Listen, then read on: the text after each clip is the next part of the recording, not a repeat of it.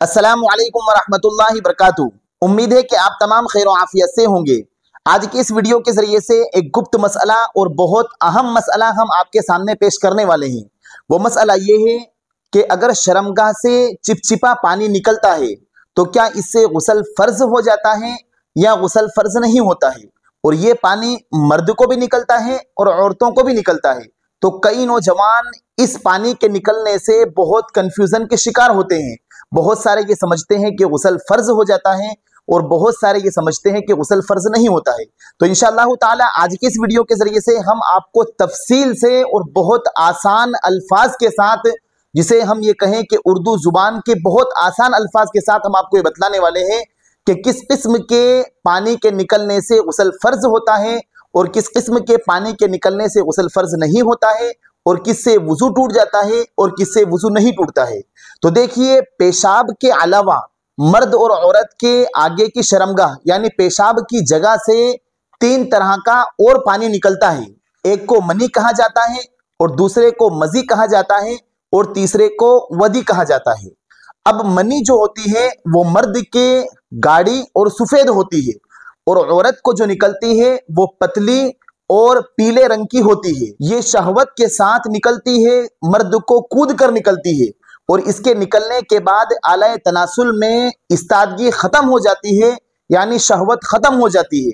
अब इसके निकलने से, मनी के निकलने से गुस्ल फर्ज हो जाएगा, चाहे मर्द को मनी निकले चाहे औरत को मनी निकले। मनी के निकलने से गुस्ल फर्ज हो जाएगा और ये मनी अक्सर हम बिस्तरी के वक्त, मियाँ बीवी के मिलने के वक्त निकलती है, जिससे शहवत बिल्कुल खत्म हो जाती है। तो इसके निकलने से गुस्ल वाजिब हो जाएगा।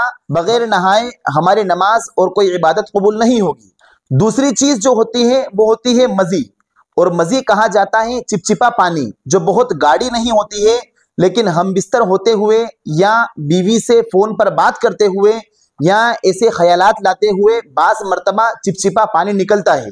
वो पेशाब की तरह होता है, लेकिन ये कुछ चिपचिपा होता है, ये गाढ़ा नहीं होता और इससे शहवत कम नहीं होती, बल्कि इसके निकलने के बाद और शहवत बढ़ती है। जैसे मियाँ बीवी हम बिस्तरी से पहले बोसो किनार करते हैं तो उस वक्त ये चिपचिपा पानी निकलता है। इसके निकलने से गुस्ल फर्ज नहीं होता है, चाहे मर्द को निकले चाहे औरत को निकले। इसके निकलने से गुस्ल फर्ज नहीं होता है, इसके निकलने से सिर्फ वुजू टूटता है। जैसे बाज औरतों को भी लिकोरिया की बीमारी होती है और बाज मर्दों को भी धात की बीमारी होती है। तो धात के अंदर भी और लिकोरिया के अंदर भी यही चिपचिपा पानी होता है, जिसे औरत को वाइट डिस्चार्ज कहा जाता है और मर्द में धात कहा जाता है। तो इनके निकलने से या फिर इन बीमारी के अलावा भी चिपचिपा पानी निकलता है। तो इस चिपचिपे पानी के निकलने से गुस्ल फर्ज नहीं होता है, अलबत्ता वुजू टूट जाता है।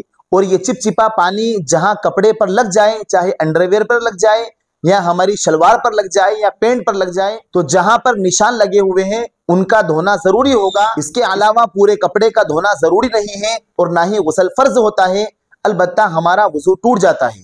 और तीसरी जो चीज है जिसे वदी कहा जाता है, ये कई मर्तबा जो दुबले पतले आदमी होते हैं या कमजोर आदमी होते हैं, वो कोई वजन की चीज उठाते हैं, उसकी वजह से कुछ पानी मजी ही जैसा चिपचिपा पानी निकलता है, तो उससे भी गुस्ल फर्ज नहीं होता है, बल्कि उससे हमारा वुजू टूटता है।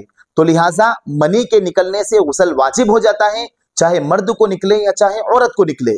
और मजी के निकलने से और वदी के निकलने से गुस्ल वाजिब नहीं होता है, अलबत्ता हमारा वुजू टूट जाता है। और जिस जगह पर वदी का निशान लगा हुआ है या मजी का निशान लगा हुआ है, सिर्फ उसको धोना जरूरी है।